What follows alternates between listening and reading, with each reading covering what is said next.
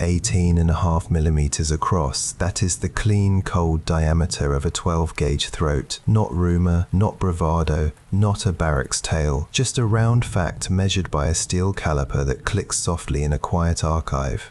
A pattern board sheet, browned by damp storage, preserves rings of white chalk and tight constellations of dark holes.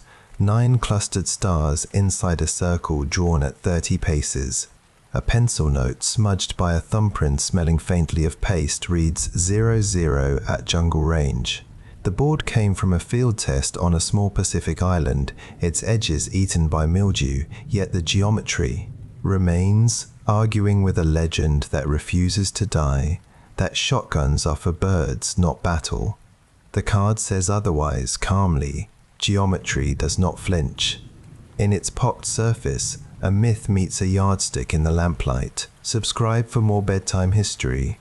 Under a tarp stretched taut with fraying rope, a lantern burned low and amber, making a pool of gentle light on a damp wooden crate and the sleeved barrel it held. A Japanese corporal, his hands smelling of camphor and oiled cloth, crouched in the hush before dawn and listened to the wet, linty whisper of palm fronds moving in sea wind. He knew the grain of his rifle stock by feel, the ridge in the wood that always caught at the pad of his thumb. A mosquito's thin song hovered near his ear, then drifted away. From beyond the grove came a thump like a footfall, and then a soft, mechanical sigh. The short, slick draw of metal on metal that did not belong to their own weapons. He laid his canteen down in the sand so it would not clatter, breath shallow, stomach tight.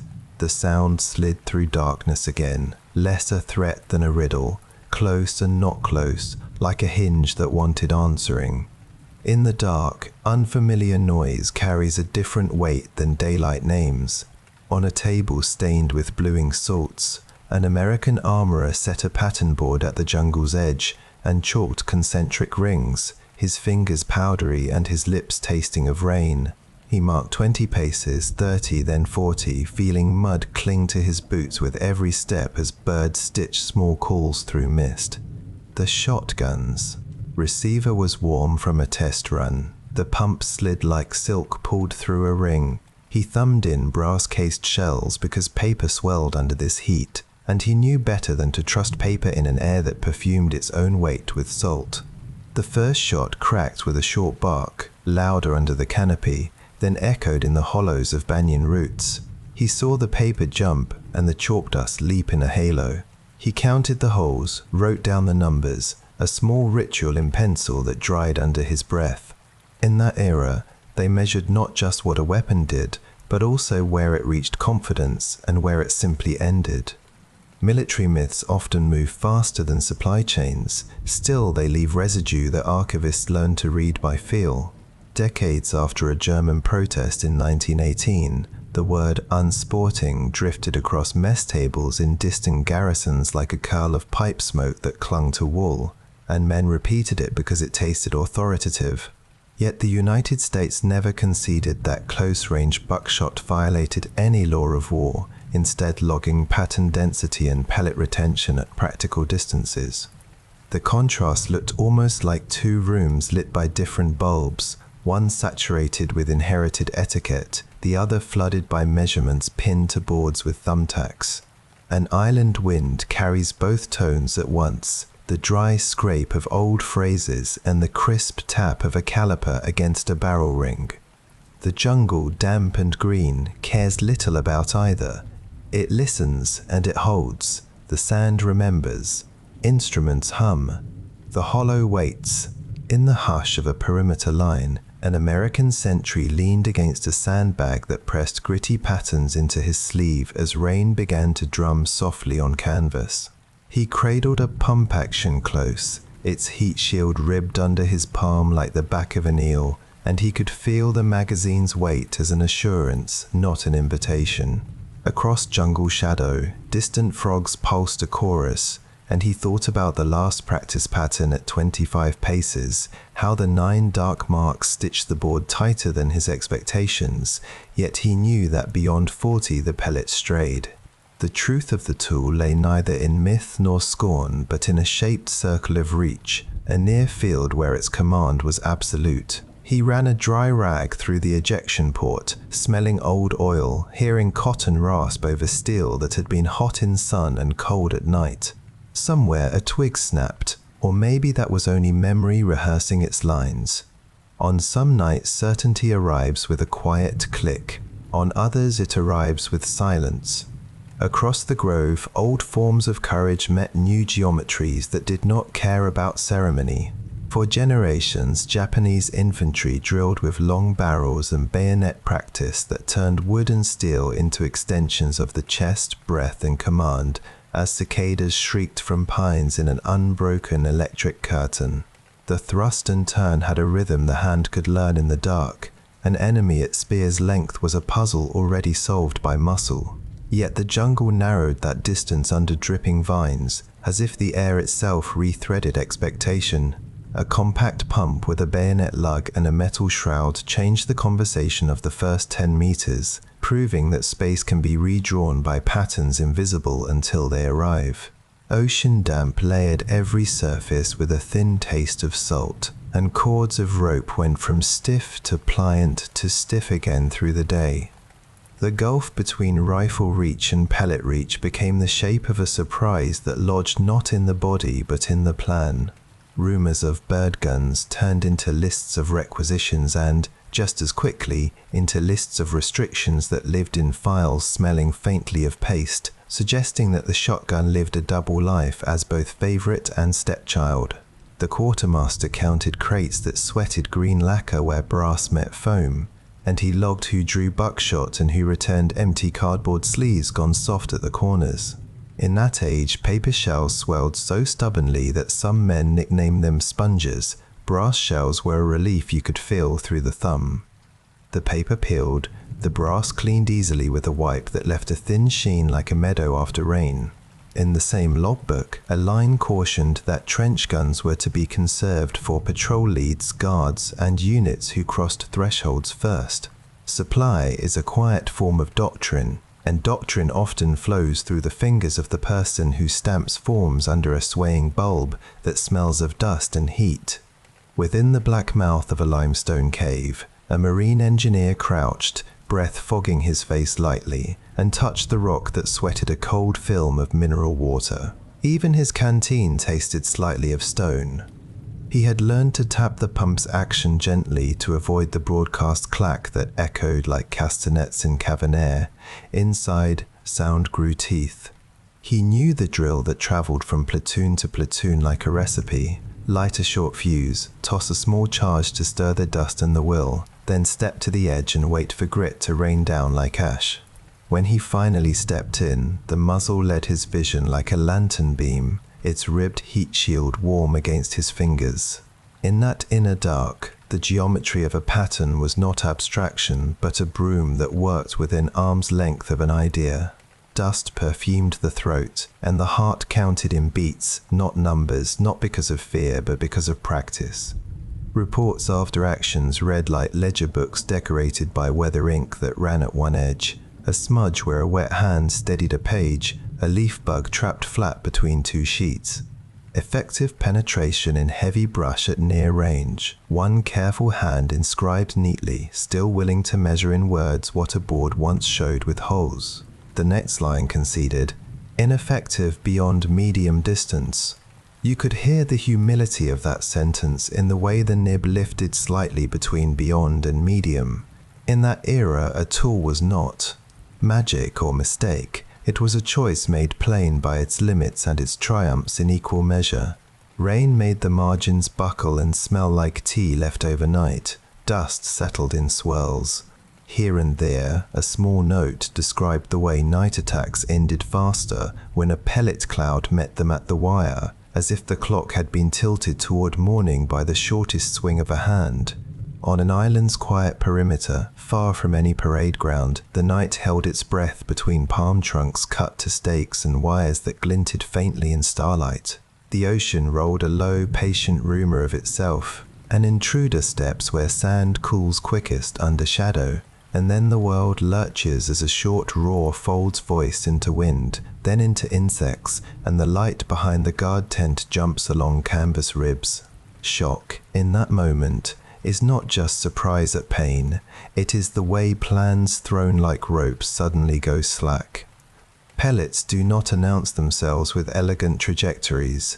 They arrive as a shrug of small impacts that change nothing and everything at once.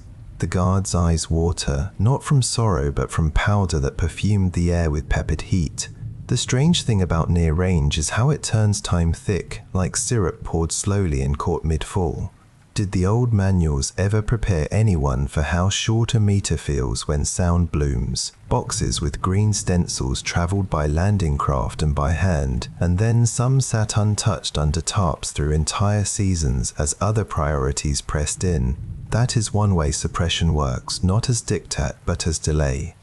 A note pinned neatly to a crate's edge said, "Reserved for shore patrol and special tasks," revealing that sometimes the most dangerous positions are the ones that feel like errands.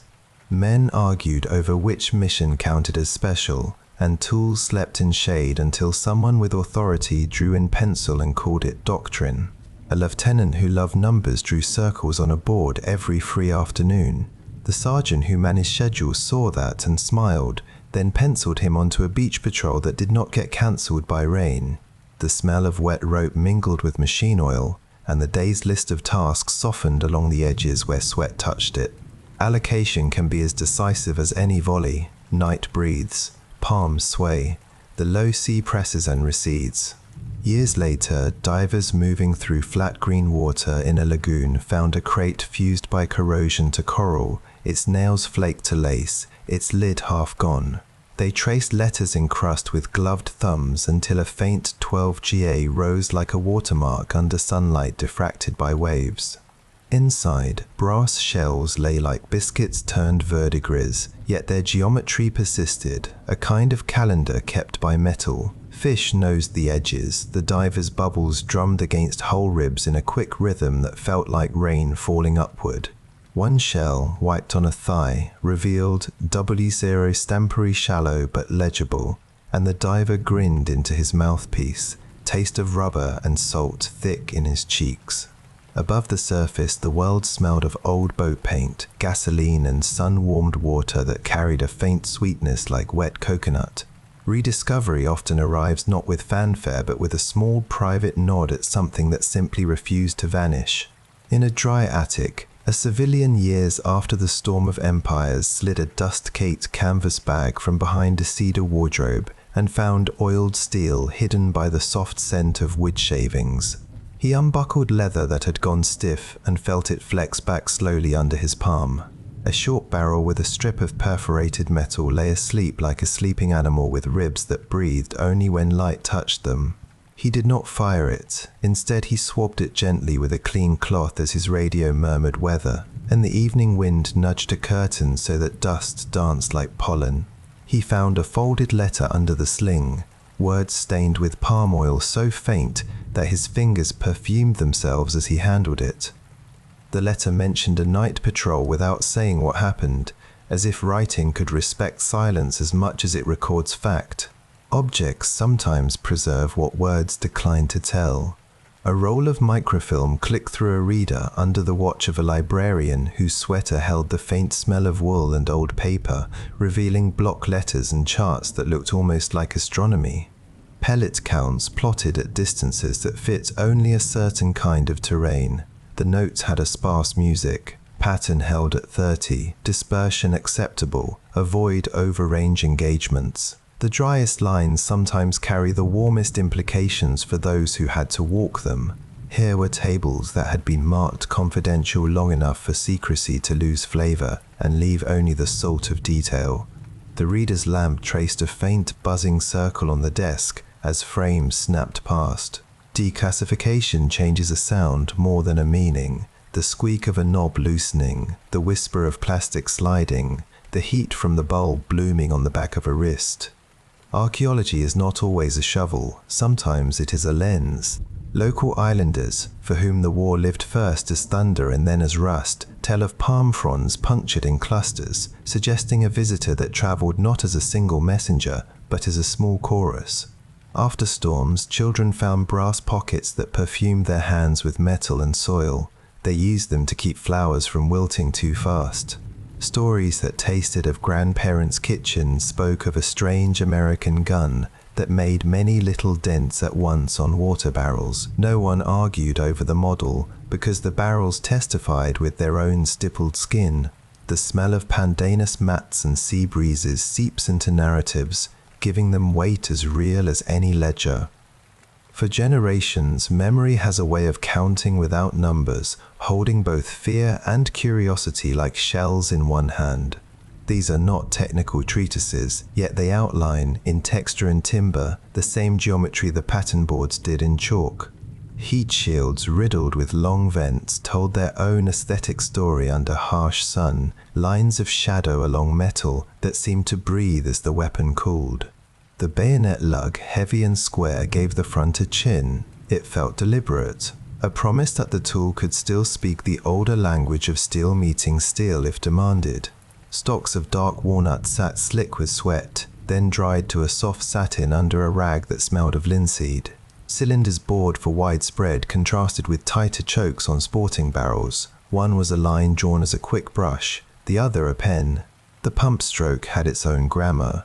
You learned to keep it continuous, as a baker learns to knead without thinking. Under lantern light, geometry married ritual. One must be calm to practice both well. In that marriage, the myth of only for birds melted like daytime mist. In some units, shame did the work of censorship, not because the tool was unlawful, but because some men had drunk older ideas of proper war until they left a lingering aftertaste like stale coffee in an enamel mug. A few reports, wearily careful, phrased things in ways that made small miracles sound like mere errands. Silence held the tone that pride sometimes takes when it fears ridicule. Yet in the same stacks, other voices praised the short, violent mercy of a near-range defense that ended assaults in seconds, sparing men on both sides longer attrition. The contradiction sat like two tones on the same wind, resonating until the ear learned to separate them. Sometimes a myth survives not because it is loved, but because it is polite enough to nod its way around a table and refill cups. Finding the balance meant owning both the shock and the stillness that followed, without theatrics. Long after the battlefields cooled, range officers on coastal bases discovered that humidity could make cardboard shells swell like bread dough left too long under a damp cloth, and malfunctions taught hard lessons more efficiently than memos. Brass-cased ammunition, though heavier and more expensive, sang through feeding cycles with the smooth rhythm of an oiled pulley. Men learned to store shells in boxes lined with waxed paper. They learned to sun-dry cartons that had absorbed night's dew, crinkling them until they felt like fall leaves. The percussion of rain on tin roofs set the tempo for workshop conversations about oxidation, lube viscosity, and the honest limits of hardware in warm, wet air. In that setting, the shotgun's efficacy was not a brag but a budget line, its weakness not a scandal but a chore. Knowledge smelled of gun oil, tasted of salt on dry lips, and rendered opinion softer without erasing it. Certain patrols that hugged mangrove margins treated the shotgun as the first and last word that needed saying in spaces cluttered by roots, vines, and the drifting clothesline of bug-swarming air. The ritual was practical. Point man carried the pump, second carried a carbine, third carried a radio that hummed like a sleep machine when static rolled in. They stepped with the care of people moving through a museum of glass, guiding each other's shoulders, saying little because sound stuck to everything. At 10 meters, pellets wrote a paragraph that no one misread. At 50, they wrote a rumor and were dismissed. Everyone understood. The palm leaves brushed their sleeves like cats. A crab's click-clack sounded like castanets. The weapon mattered because it made a narrow tunnel of certainty around the living, a short hallway where plans that hung by threads could be kept from tearing. The reach of patterning became a domestic art for some ordnance men, almost like bread baking or tuning a guitar. They argued, never loudly, about pellet sizes and whether a particular lot printed tighter or looser, all under a sky that darkened early with tropical clouds. Some swore that blocked barrels dispersed differently if cooled in shade. Others trusted only what chalk rings told them. The board, spattered with old holes and flecked with mildew, leaned like a painting that needed restoration. The pencil rattled in a mug when set down quickly, sounding like bones clacking gently together. Numbers written with wet hands curved gently toward the leaf edges where the paper had puckered. In that era, patience was as important as pride, because a pattern chart without notes about weather and method felt like a story missing its verbs. The quiet art made the loud moments disciplined, and discipline in turn softened fear. The tide slows, even zinc buckles glow. Quiet arranges itself in layers. Some loads found favor not for their raw force, but for how they read the jungle script. Number 4 butt tossing more voices into the near air. 0 swinging heavier syllables. Conversations held by ammo crates settled into a consensus that did not travel well on paper. Still it stood firm at the edge of brush. Race the load against distance and weather, and it tells you which audience it can command. Those conversations tasted of tobacco that had gone sweet with damp, of canned fruit on a tongue that missed fresh things, and of coffee that steadied hands more than minds. One man polished brass until it reflected green leaves in tiny, distorted circles. Another tucked shells into woven bandoliers that squeaked faintly when dry. Personal preferences layered themselves atop doctrine like spices dusted over a stew, not changing the base but lending their own sense to the air. Handlers who worked with dogs often cradled short-barrel pumps for perimeter whispers, trusting the weapon's cone more than a rifle's line to shape the space between teeth and a shadow. The animal's breath puffed in soft white plumes on cool nights. Their pads ticked lightly on wooden walkways. Leather leashes smelled of salt and soap, and the handlers' voices lived in the low register where reassurance grows. When a rustle became a silhouette, the dogs bristled and then quieted, trained to let geometry do the next talking. On many nights, nothing happened. Those were the nights the shotgun mattered too, as a ward more than a wand. Tools become talismans when they anchor routines under miserable conditions.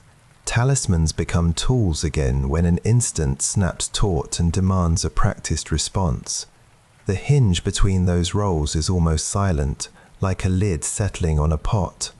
On landing craft nosing through surf, men stowed riot-length guns under bench seats, the wood damp and splintery under wet trousers, trusting them to answer any question that boarded uninvited with the purposeful directness of a gate slammed in a storm. The boat smelled of diesel and canvas, and the rhythmic slap of the bow on waves counted seconds without a watch. Pelicans, if they were there, rode the air and watched with an old, steady gaze. Sandbars shifted as if the shore were breathing. At the ramp, time kinked, the slow approach, the sudden hurry, the stagger into a new texture underfoot where pellets were either irrelevant or definitive. That is the paradox of the shotgun, measured nothing and measured everything, depending on the distance at which a problem declared itself. You cannot ask it to be more than it is. You can be grateful that it refuses to be less. Back at training strips cut into scrub, instructors hung the same battered paper target and chalked new circles, then called out names under a heat that pressed like a hand on their backs. Students advanced and fired, feeling the push into shoulders that had been rubbed sore by packs, not caring that chalk dust drifted into their mouths and tasted like rain that had dried too quickly. Counting holes felt like counting heartbeat rhythms after running. Method calmed nerves. Questions rose. How far could confidence be a circle and not a guess? And then settled when boards told truths without comment. The instructor's pencil taps against wood sounded like a metronome inside the day's larger noise. As shadows lengthened, the smell of crushed grass and burnt powder mingled into a scent that many later said they remembered better than any particular phrase. Measurement had a smell, and it steadied them. In ranks where the Arisaka's long barrel set the tone, the sudden revelation of a tool that made nearby space unfriendly felt like discovering an unexpected eddy in a river thought well mapped.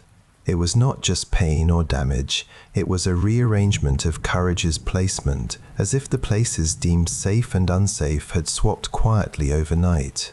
Men accustomed to stalking and pressing in, guided by moonlight and the smell of canvas, found at the wire a counter-ritual that belonged to no elegance they had practiced. The wooden stocks they had oiled with perfumed cloth, the blades they had honed to a hush, met not finesse but the coarse pitch of scattered lead. No doctrine ends in a single instant, but a habit can trip and look up startled. In those narrow bands of space where a shotgun's cloud owned the night, the shock belonged to plans more than bodies. After armies packed up their tents, training posts set aside racks of pumps for riot control and guard duty, reassigning them from urgent to mundane with a flip of a clipboard page that crackled under fluorescent hum. Muscles accustomed to tension relaxed into routines, polish, count, stow. The weapon still smelled of oil, but it was oil touched only by piece. The chalkboards went to the dump or to a cupboard that stuck in the wet season, and their circles faded to ghosts. Suppression does not always come in uniforms. Sometimes it arrives in the form of boredom and dust. In that long pause, the story of shock at near range became a footnote that quietly waited under a portion of the index that no one consulted much, except on nights when an old hand told a young one about a board with chalk rings and holes that did not lie. The horizon is a slow bruise. Crickets bow a constant note. The lantern's skin warms to a low glow. Mechanics mattered, as they always do to people who use tools daily. Twin action bars spread force in smooth symmetry, and the pump's glide felt like a draw on perfect runners. The bolt face flashed briefly in lamplight when stripped. The extractor's claw held brass in a way your fingertips could comprehend instantly. To stroke the pump under stress, many practiced until the motion was muscle rather than thought, their palms reading the four-ends grooves like braille. The sound of cycling could be theatrical in movies. In reality, the quiet forms were prized, a firm movement that closed decisively without announcing itself beyond the unavoidable clack. That sound nonetheless had texture-oiled, dense, a wooden train leaving a tiny station in a forest. Mechanics become music when your ear is tuned. Music becomes reassurance when the day chafes. Bottom ejecting designs solved a minor jungle grammar problem. Hot shells thrown sideways bounce unpredictably in tight spaces, but shells sliding out below fall into your own small weather, usually onto your boot where they brand tiny moons through thin canvas. Mud lifts that brand later, leaving circles that fan out like peeled paint. Ergonomics in such places presents itself not in brochures but in how fewer things interfere. A crossbolt safety under the finger pad grows as inevitable as a light switch in a familiar room. These tiny features taste of factory floors and drafting tables, yet their flavor deepens in wet air where even one fewer snag means one fewer stumble. In the yard of use, small kindnesses multiply. The tools become less the star than the craftsman. That is as it should be when the stakes hum. The sand remembers, instruments hum, the hollow waits. The sand remembers, instruments hum, the hollow waits. Some carried an auto-loading design with a long recoil thump that felt like a heartbeat under leather. The barrel telescoping backward in a way that startled the uninitiated, like a fish tugging unexpectedly at a line. Under palm shade, inertia did its quiet work as steel, oil, and springs translated explosion into repetition. The limit was always the hand and eye. The tool can be ready faster than a human can think. Shells arced from the side, clinking onto plank floors that smelled of diesel and sea. Automatic sometimes meant reliable and sometimes meant complicated. Those who chose it did so for reasons as tactile as they were theoretical. In a climate where sweat perfumed everything, where even ink bled, reliability that could be felt rather than inferred mattered. Men made choices and then lived with the weight of those choices in their hands. Across countless nights, the quiet reckoning of a maintenance bench became a kind of altar. A rag folded to the same thickness each time, a bottle of oil with a dent in its side, a tin of grease that smelled sharp and sweet in the nostrils. These created a rhythm that did not forget the jungle even under peacetime roofs. Shells were counted in stacks of 5 that clicked softly as they touched. Brass was rubbed until it looked like small suns. No prayers were said, yet reverence clung. Patterns emerged in the work: wipe, inspect, bolt back, wipe again, record the count in a blocky script, close the ledger. The day held its breath differently at that bench than in the field, but it still held it, as if memory were a taste you could neither swallow nor spit out. The geometry lived in hands even when the chalkboards were gone. Stories of night alarms stopped suddenly by a single blistering report multiplied across bunkhouse talk, not as gory trophies, but as breaths held and released. What held men in safety was not only the weapon, but the knowledge that the first meter of danger could be owned by something capable of writing on air at once. This did not make anyone brave who was not already steady, yet it tipped the scale practically. A rifle demands threading a needle. A shotgun demands sweeping a small broom. The difference mattered in counting who woke up the next morning. Here and there one might ask, what does shock look like when it is more idea than injury? Perhaps it is a person who thought the world had one dependable shape, learning quickly that maps change at the doorstep. He wrote home about weather because it was easier to describe than routines. He said the rain perfumed his shirt and drew lizards out to sun between storms. He mentioned coconuts dropping with a thunk like someone knocking with their knuckles on the roof of the day. Between those sentences there were gaps that smelled faintly of oil. He folded his letter crisply and let the ink dry in curls where the pen had paused. He did not write about the board with holes, nor about the night the pump answered a problem in a syllable no one had practiced saying. In its absence, the letter carried more than it admitted, which is not a failing but a kind of craft. In choosing what to say and what to leave in the margins, he was measuring too. The bay whispers. Leaves keep secrets. The waves write and erase the same line. One of the quietest truths is how the human hand expects certain distances to be meaningful and then finds them rearranged by technology. The range that felt brave for a charge became, in the presence of buttshot, a zone of instant confusion. The range that felt safe for creeping became a place where geometry suddenly turned adversary. The adjustment feels plangent in recollection. The frog chorus is no different. The sand still clings to socks, but a tool redrew a circle, and everything inside it learned to bow differently. Valor did not vanish. It merely had to decide whether to flow around a corridor no longer yours. The experience invites reflection more than boasting, as any honest veteran will admit when the light softens and a kettle warms on the stove. Map lovers know, even small notations can change entire routes. Field improvisations of equipment said as much about climate and anxiety as any manual. Stocks shortened a fraction for gear-heavy torsos, slings woven from local cordage that left faint pant smells. On palms, rubber left installed where doctrine might prefer it removed, for the sake of a tighter feel in rain-slick nights. Shells rode in cut-down bandoliers that creaked like new shoes. Rows of brass peeked over pack pockets like spice jars arranged in a careful pantry.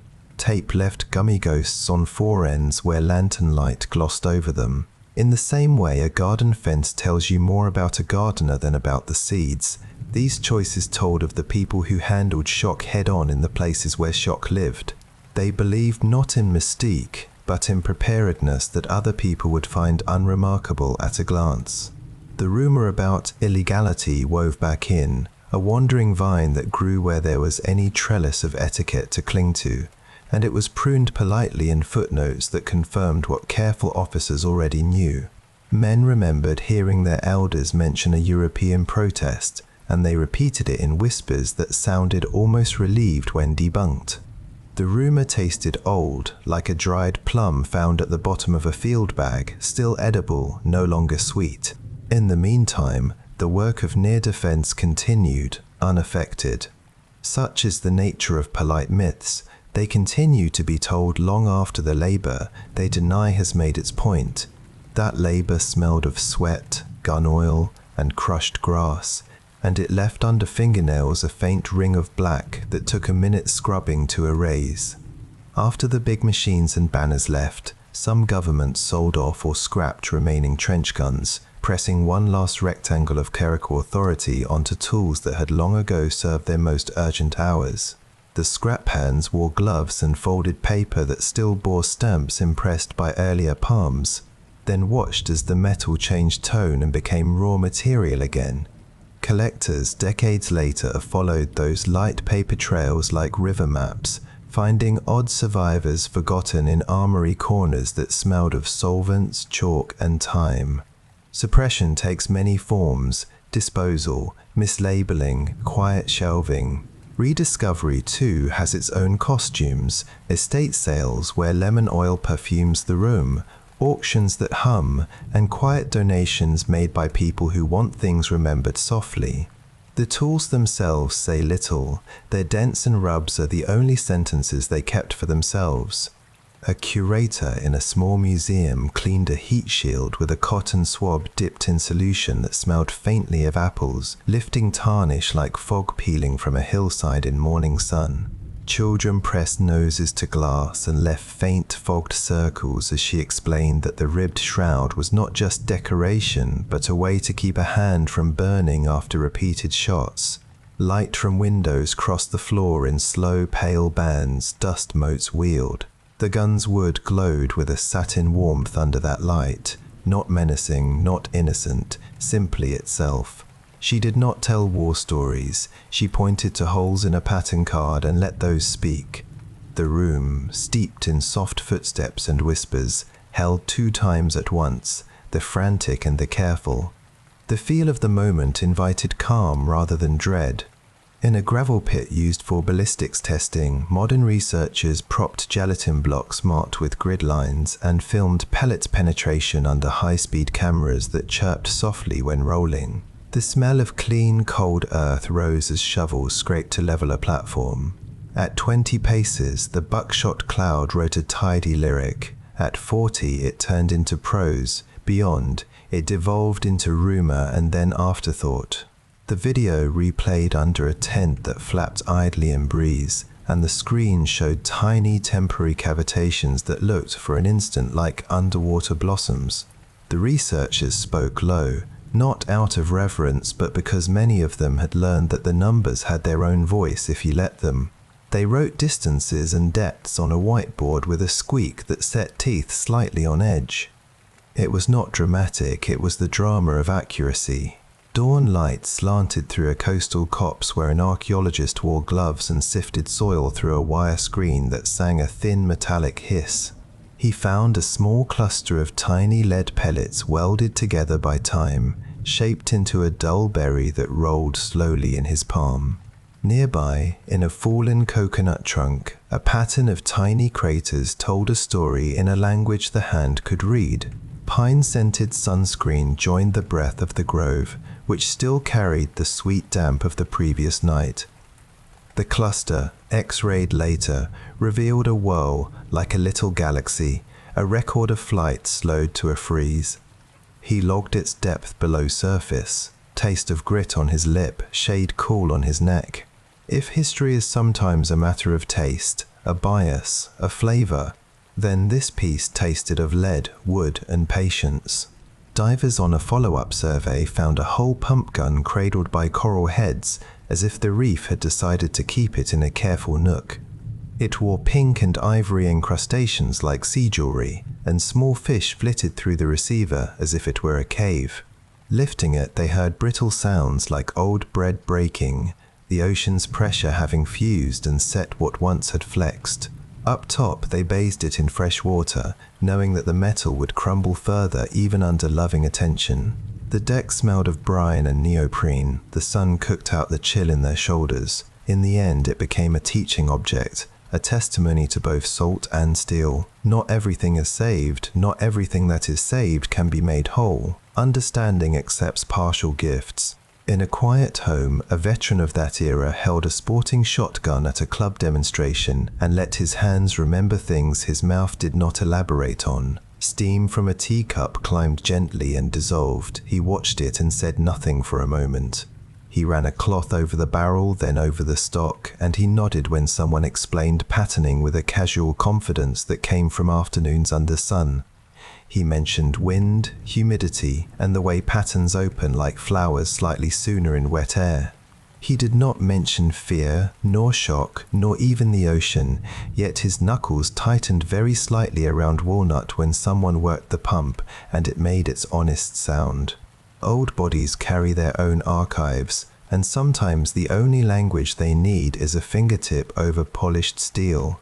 Marks on metal told their own quiet tales under magnification. Inspector stamps small as beetles, proof marks like cups pressed into bread dough, serial numbers rubbed softly by generations of cloth. Heat shrouds still bore the regularity of their vent holes, and in the gaps, salt crystals winked like tiny stars. The butt plates checkering, when cleaned of grime, pricked a thumb like a pinecone's scales. The bayonet lug's edges caught glints of light that travelled along them and then fell away onto shadow. In this close world, everything had texture first and meaning later, which is the proper order for learning when sleep is near. You can know the history and still be moved by the feel. You can know the feel and then seek history like a map after a walk. Critiques persisted, honest and healthy. The weapon that ruled at near range fell quiet farther out. It lost to rifles on open approaches. It ran out of shells more quickly, and reloading under fire felt like carrying water in cupped hands. These are not contradictions, they are the bones of competence. Many commanders favored mixed patrols, arraying skills the way a gardener arrays plants, some for shade, some for fruit, some for scent. The shotgun's fruit lay in tight places and in sudden visits. Asked to bless a field at distance, it demurred. Its power created not supremacy but a pocket of control, a small sanctuary around a person that pushed longer teeth back by a single step. That was enough on nights when the wire edged into your sleep like a hard thought. A forward observer later once described the odd peace that followed, a near alarm resolved by a short reply, mussed hair, a few spent shells warm like coins found in laundry, the night resuming its insect choir almost as if clearing its throat. Schedules are fragile in war. The importance of a tool that keeps the clock face intact for the next hour cannot be overstated, yet it cannot be melodramatized either. Not every breach grows into a storm. Sometimes it is a lost leaf pushed away from a drain. The observer sipped bitter coffee that perfumed the narrow command post, light from a red lens torch glossing his cup's rim. He nudged a pellet with his boot to the corner, a small thing, and turned a page. Control is not glamour, it is a page turn. The lagoon glass, the vine's dream. The pattern board sleeps in a storeroom and counts nothing, yet it is counted on.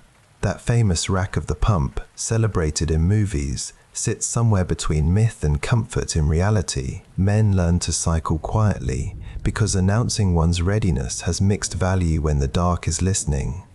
Yet even when muted, the mechanism speaks to the hand, assuring like the click of a latch in a room you know. Silence can be braver than declaration. For those who used it, the cadence of shuck and seat wove into muscle, as reliably as the sound of a zipper before a storm tightens a tent against gusts. Ferocity is not a tone, it is a capacity that, when leashed by discipline, appears as calm. The pump's true poetry, then, is its offer: be steady, and I will be with you in the space that matters. Training on the other side of the ocean evolved with other emphases, yet the scarcity of compact automatic arms meant that many units faced close work with longer tools that had been honed for a different theater. The mismatch tasted like biting into an unripe fruit, sharp, astringent, memorable, and instructive. Some adapted through cunning, some suffered through assumption, some learned new steps mid-dance. Equipment is a teacher whose aroma lingers long after the lesson, and for those who survived, the faint scent of oil and humidity easily evokes spaces where plans were redrawn on the fly. Much later, historians listening gently to veterans can hear the places where confidence thinned in memory, not as confession but as topography. The thickness of air is part of that map. Pillboxes and tunnels demanded bespoke grammars of entry, and the shotgun spoke one of those dialects with clarity that did not swagger.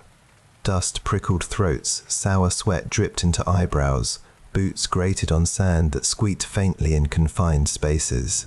The first wariness belongs to the entrance where sunlight stops, the second belongs to corners, the third belongs to dead ends that are not. The tool that can end a question immediately without ricochet writing bills for the future has a special worth in such catechisms. Grenades wrote louder answers, and they had their place, but sometimes a broom is better than a hammer, particularly when walls that do not belong to you still need to be there tomorrow. These are nuances recorded more in practice than in prose. Legal debates drifted on, anchored to a European moment, but visited and revisited across oceans, finally landing where they should, on the understanding that no clear clause had ever banished the weapon from the field. The old protest had been answered firmly and then filed not as doctrine but as correspondence. The echo lingered longer than the incident, because echoes love wood-panelled rooms. In the field, standard loads kept moving from crate to palm, tally to ledger, ledger to memory. Laws smell of dry paper and beeswax polish, use smells of oil and rain. In reconciling those scents, many found the air cleared and stood easier under its open sky. A clean conscience is not a myth, it is a tool too. The post-war culture borrowed and reimagined, placing the pump in every closet of the popular imagination until it lived as metaphor as much as metal. That made it harder, not easier, to hold the truth of those first colliding motifs, measurement against myth. The screen's fog plastered across felt old, like weather. The sound design exaggerated where the hand would rather understate. Collectors quietly put boards back in play, re-chalking circles and tapping thumbtacks into plywood with soft candle wax-smelling hammers. Children who came along to the range learned the smell of burnt powder as neutrally as they learned the smell of a library. The story swelled here, shrank there, yet the measured heart kept beating in its center whenever anyone bothered to bring paper, chalk, and the willingness to test. Numbers settle. The surf hushes. The caliper's jaw closes gently on everything that can be held. On more than one ridge, soldiers on both sides learned that a green corridor that smelled of crushed fern dictated weapons more than orders, and that the cellar tool that cleaned a threshold could be the difference between collapse and a night's rest. Wind ran fingers down grasses like a harp strings. The moon diluted color to damp silver. In that light, the odd heft of a short barrel pump made sense again, and the myth of birds fell away like a jacket shrugged off in warmth. People who walked those nights associate certain sounds with sleep now: zippers, the rustle of palm, the way small lizards tap their tails on walls like soft drums, and, sometimes, the distant, remembered mechanical sigh of a thing made to say yes in one syllable to a question asked at too close range. The motif returns to where it began, a board marked in chalk, pellets counted, a circle filled like a blossom opening under a slow hand. The armorer's pencil scratches lightly, the calluses on his fingers feel the grit in the paper, and the smell of old paste and mildew rises like a ghost. A rumor approaches. The old tale that these were only for ducks and pheasants, and it dissolves when a board says no. Across a century and more, a caliper's click corrected bluster and a chalk ring captured breath, suggesting that even in places described with roaring terms, humbler instruments have the last word. Soft light falls across wood grain. A moth beats itself briefly against a shade. Somewhere outside, rain begins. The myth does not die because it is dramatic to do so, but because being practical is a more comfortable way to sleep. In a mountain training ground touched by cool fogs that tasted faintly of stone and wet grass, a pattern test repeated quietly under the gaze of people who had never been to a palm shore. They watched holes appear in paper and nodded. They walked to 40 paces and frowned. They walked back to 30 and smiled again. The world is full of distances asking to be named properly. The rifle and the shotgun shook hands there under a light that softened edges and made jackets smell like wool and clean air. They were not enemies, merely different lines crossed by different kinds of willed steps. Once you see it, you cannot unsee it. A tool does not need legend to be valuable. It needs use that knows where it begins and ends. Later, an archivist sat with a dehumidifier humming, pinning a brittle board flat and weighing its corners with muslin bags filled with glass beads. She tasted dust and distant salt in the air when the machine paused. Her eyes, tired but calm, traced the arcs and learned them as if they were a prayer in a language that does not admit translation. The edges cracked under the lightest touch. She steadied a seam with the gentlest brush of adhesive, not altering meaning, only preserving texture. On her screen, a note sat open. 12-gauge pattern board, field test, recovered from Island Depot, catalogued. She looked at the word recovered and felt its weight. The romance of war belongs to other rooms. Here, in this one, things become legible. One chalk ring at a time, one tiny palette round polished like a mirror under a fingertip. In that same city, a collector laid a trench gun carefully into a case lined with green felt that gave off a faint scent like apples and old cloth. He had learned to handle it as if it were a sleeping cat, neither rigid nor sloppy, always attentive to the way metal meets fabric. The heat shield's perforations looked like a music score. The bayonet lug waited without impatience. He closed the lid and felt the latch kiss its socket. Outside his window, traffic washed by like rain. Inside, he felt the memory of a jungle he had not walked, because objects sometimes carry climates with them in their geometry. The value here was not money, it was clarity. The 1,000 small truths the object insists upon in the face of 1,000 louder but thinner tales. At a beach where veterans return to stand barefoot and let warm water lick their ankles, one of them holds a caliper in his pocket like a talisman, and when he pulls it out, he clicks it at 18.5mm and smiles privately. He has no need to explain. The wind tastes of salt and sunscreen. Children laugh and throw shell fragments that glitter like fish scales. He is not reliving shock, he is honoring measurement. The day feels round, and a circle drawn on a board long ago remembers him better than any parade could. He leaves no wreath, only footprints the tide erases easily. The caliper goes back into cloth, and the metal smells faintly of his skin, which smells faintly of the ocean. In between inventories, in between letters, in between the myth and the board, one older man, Japanese by birth and quiet by habit, sits with a grandson at a kitchen table now, instructing him on how to hold a chisel for schoolwork, not to pry but to persuade wood. Steam from miso rises, comforting. He does not talk of the island where night once opened like a trapdoor. He mentions instead that geometry is the art of kindness. To wood, to iron, and to other people, in knowing how much pressure is enough and how much is too much. He breathes in through his nose, out through his mouth, and the memory of shock has long ago been moved from front shelf to back cupboard. The cupboard still opens, it simply does not intrude during dinner.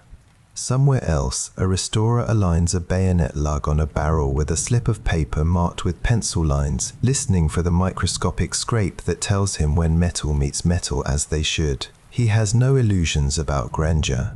His shop smells of sawdust and oil, and light through the window turns dust into something almost edible, golden and soft. He holds the work with love but no romance, that is the best way.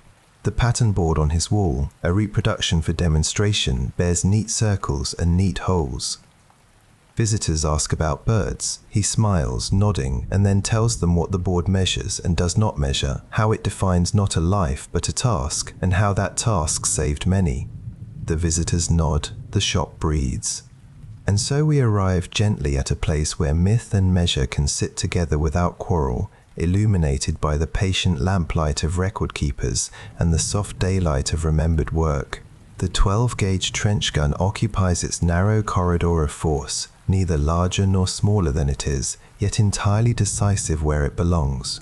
Japanese troops shocked by it were not cowards or fools. They were people meeting a geometry that their maps had not marked, just as Americans sometimes met geometries they did not enjoy. In the end, what remains is the way a chalk circle on a board can change a night, and the way a caliper's jaw can close on a number that holds its shape against the tide. The ocean keeps breathing, the paper keeps its holes. The question of how we measure remains open, and kindness